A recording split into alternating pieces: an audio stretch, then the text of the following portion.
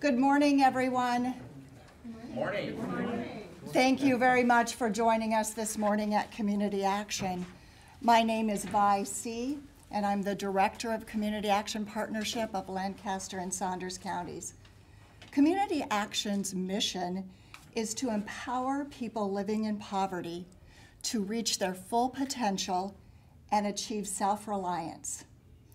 One of the programs at Community Action that has tremendous success in helping people reach economic self-reliance is the VITA program.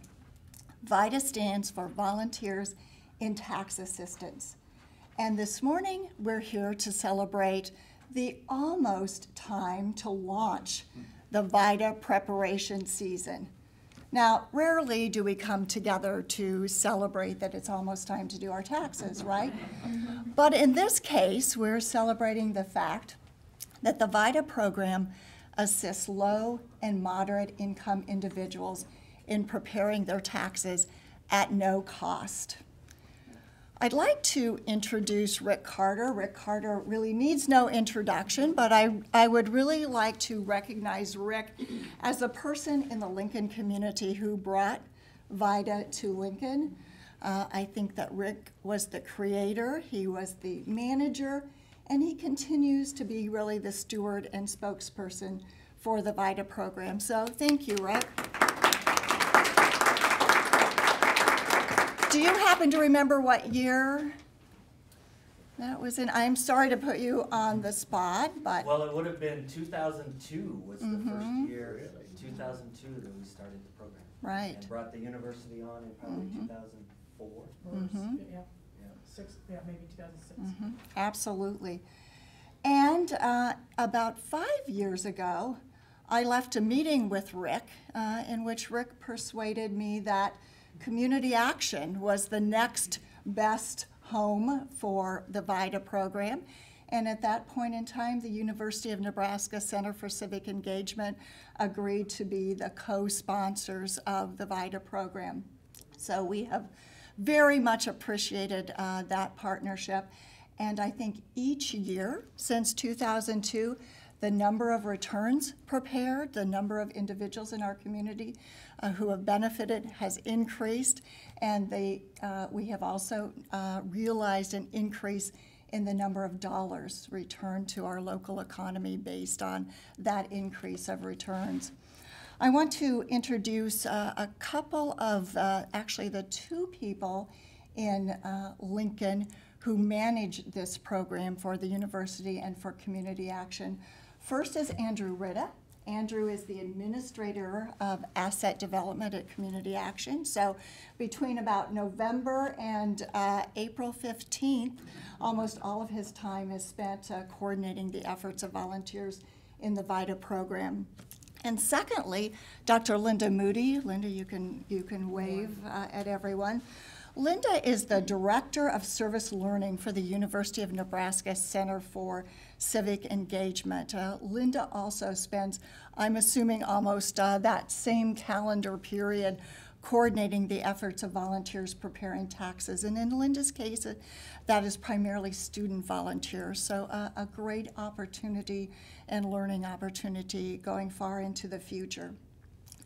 This year, the VITA program had an unusual bump in its layout of preparing taxes for 2015, in that on October 1st, both the University of Nebraska and Community Action learned that the funding that had typically funded the VITA program would no longer be available. That, of course, was very concerning based on the number of individuals that are benefited and the benefit. So I want to thank the community, and this morning we're going to celebrate the great generosity by Lincoln's funders. I want to thank the mayor's office for immediately taking the message out to the public on how important VITA is and assisting with the fundraising. And Rick Carter, who again stepped up to be the steward of this program and really demand that our communities continue to support it and make sure that it happened this year. Mayor Chris Beitler has been historically a wonderful supporter of VITA. He's often been at the press conferences as we opened the first day for tax preparation. And this year was absolutely no different. So we would like to welcome Mayor Chris Beitler to the podium. Thank you, Mayor. Well, good morning to you all. I am absolutely delighted to be here this morning, as I am every year when it comes time to set this program in motion. And if it were 30 below zero today, I would still be here. This is such a important, small but important project for the community. And Rick, I didn't even realize that you had been there at the beginning, I guess, is one way to put it.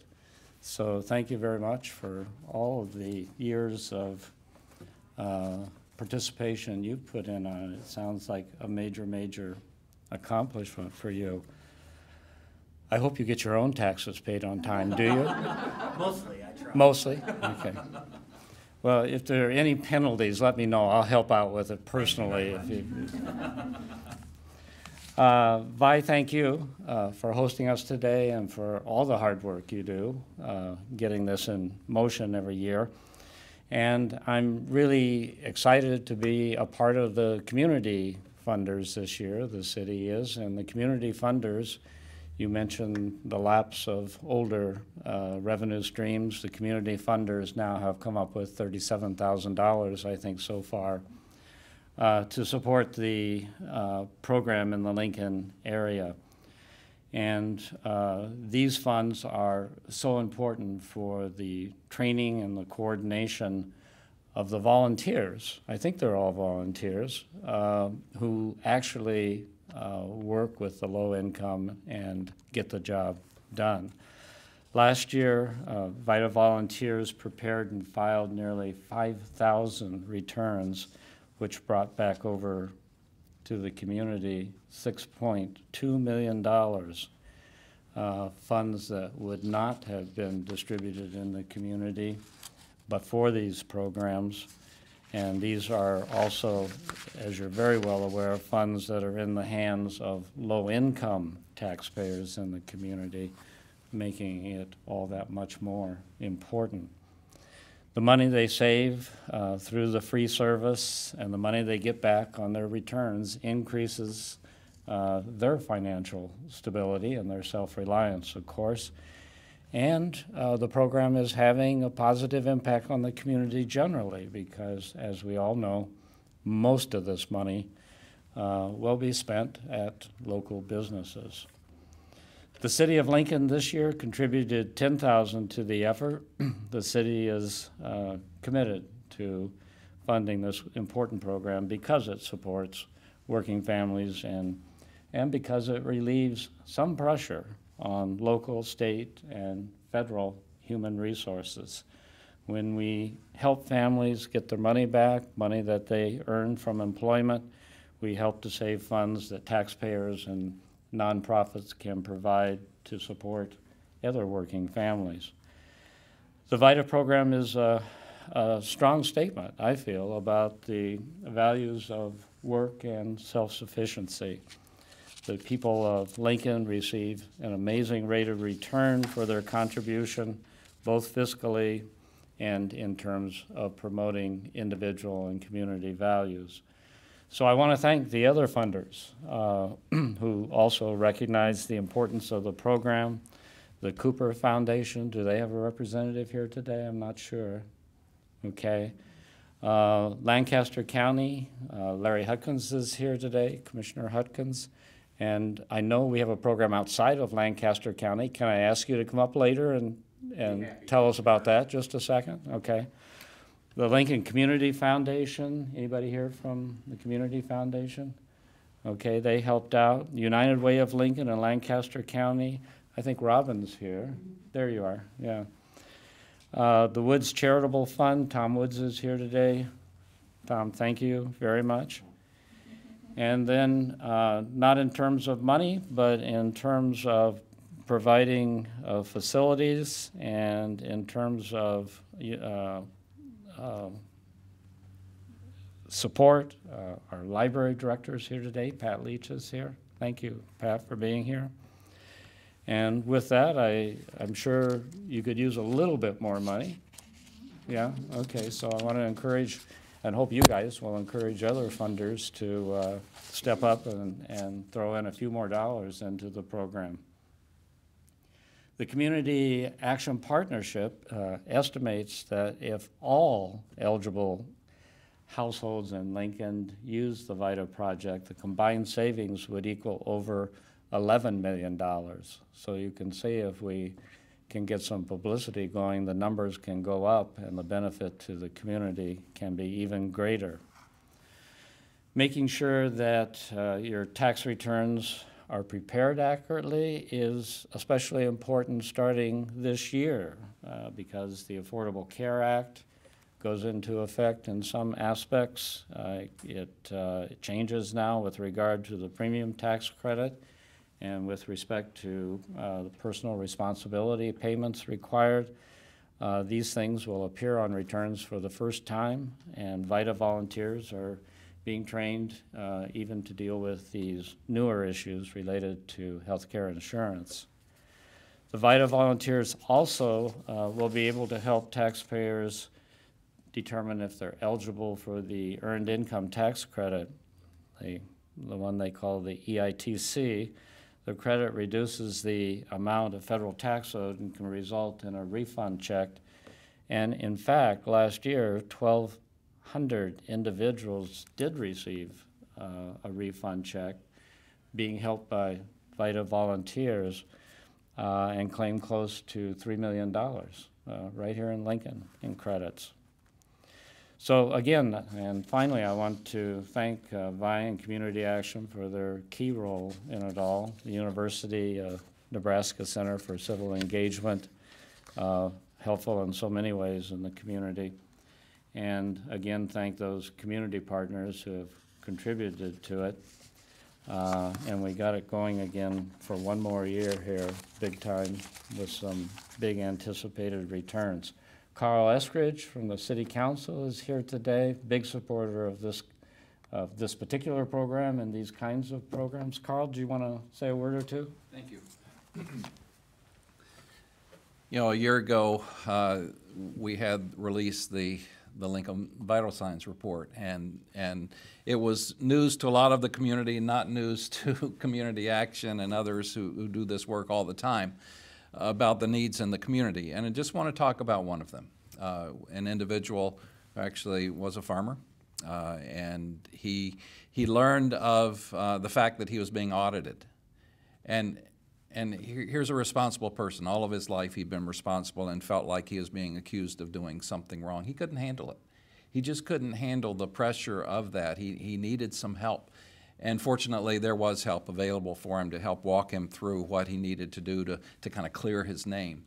That's what we're talking about, providing people a way that they can have help to take care of their responsibilities. And it's great that we have this partnership with all of the people involved, university especially. You know, here's an opportunity for students to have the experience of working with real people, with real life situations, helping them navigate the challenges of our income tax structure, which they're meeting in Washington now, probably making it more complicated as we speak.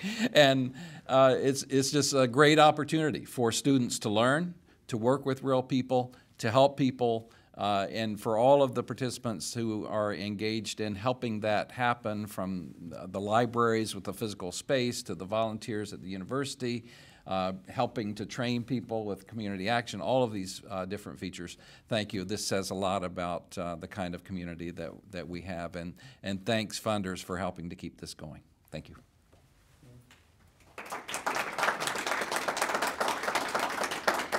And Larry, I know you're acquainted with dimensions of this program beyond this place. If you'd like to talk about that a little bit, we'd be very grateful. Well, thank you, Mayor, for this opportunity to be a part of this launching for VITA today.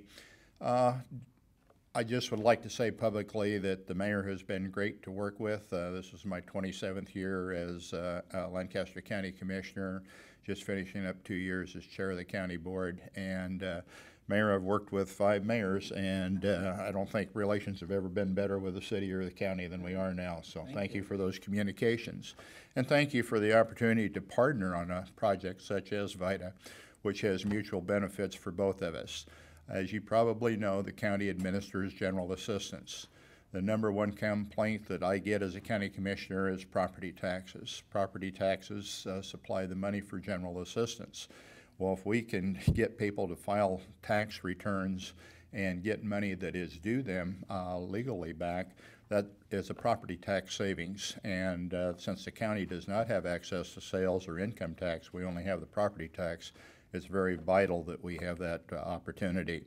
Carl, it's kind of ironic that you do mention the elderly farmer.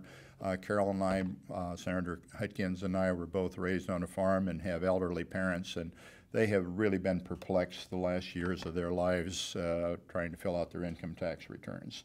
And Andrew, your help and expertise and the staff that you have there is very vital to this effort. And we need even more volunteers. Volunteers are the backbone of this, and this is what makes it work. And I really want to congratulate Vi and her organization this year for the outreach that you have outside of the city of Lincoln. The communities of Raymond, Malcolm that I live in and that encompass my district. These people, they need the same help that you have in Lincoln. And collectively, you know, we were able to bring $6 million back into this community. That's $6 million more that we can help the people that really need it. When I went through high school, I was a member of an organization called FFA, Future Farmers of America. And part of our creed was less need for charity, but more of it when needed. How well those words, they rang true when they were written by Henry C. Grosclose back in 1928. They had a meaning then. I think it's accentuated today. The dollars that we have, we need to make sure they get into the right hands.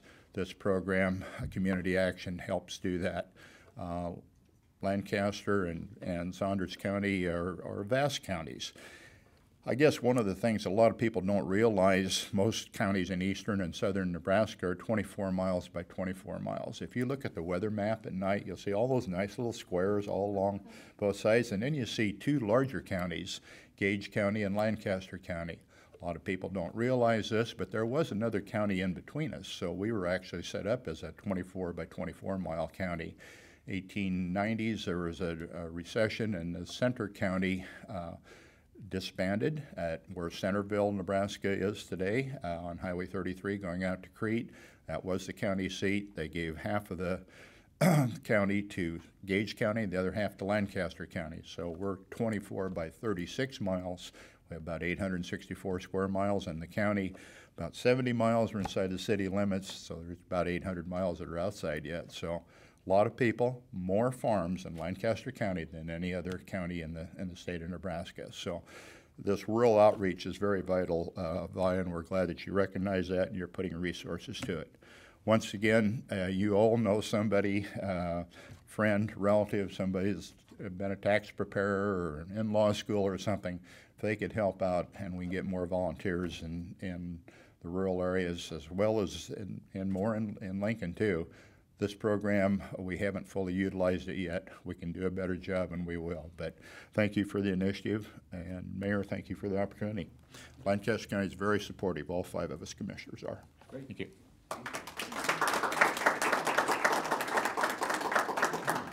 And thank you for that piece of history, 24 miles by 24 miles. Now I know 101 ways in which we're special. And you were a senator with Carol for many years. Yeah. Never had that history lesson. Thank you for being here today, Carol. Appreciate it. Questions? Good to go? Well, I might have a question for Vi. I don't know if Okay. it was already said, but was it, how much money was raised for this program last year? You know, our budget to be shared by the University of Nebraska and Community Action was $49,500 to fund this year's operations. And we've raised $37,000 for in Lincoln and some additional funding outside of Lincoln to support programming to be added to Raymond and Wahoo. We're about $10,000 short of our goal. And in the beginning, when you first were talking, you mentioned that there was a bump this year with some funding was short. Is that what you're talking about, or could you expand on that a little bit more? Sure, absolutely. The University of Nebraska and Community Action have been fortunate enough in previous years to be funded by a federal grant, a grant provided by the IRS. This year, we both applied and we did not receive funding. Our understanding is that the emphasis for IRS funding this year is really towards larger metropolitan areas, and so Lincoln was not funded.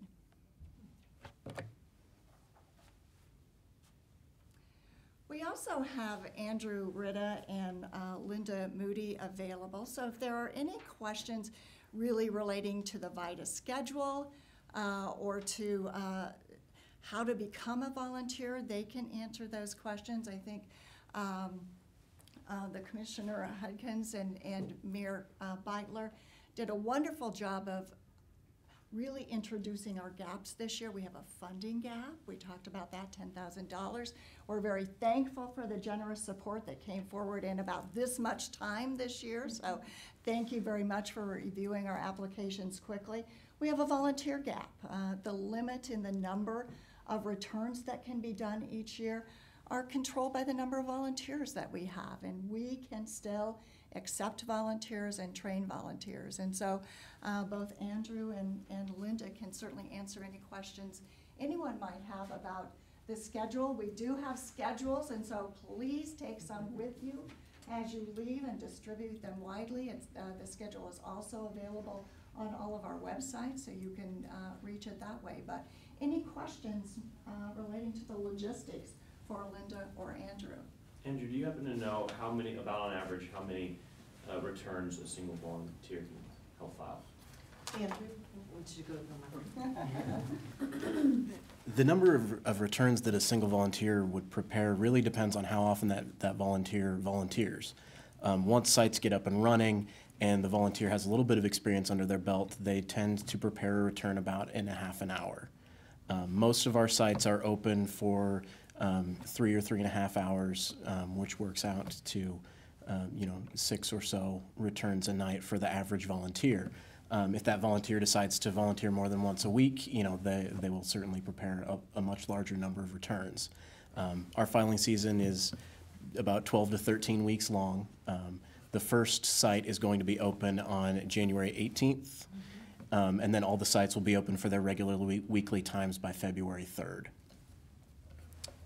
Andrew, can you speak to the Affordable Care Act at all and how big of a deal it is going to be this year for filers? Especially for the taxpayers that we are targeting, it's going to be a very big deal.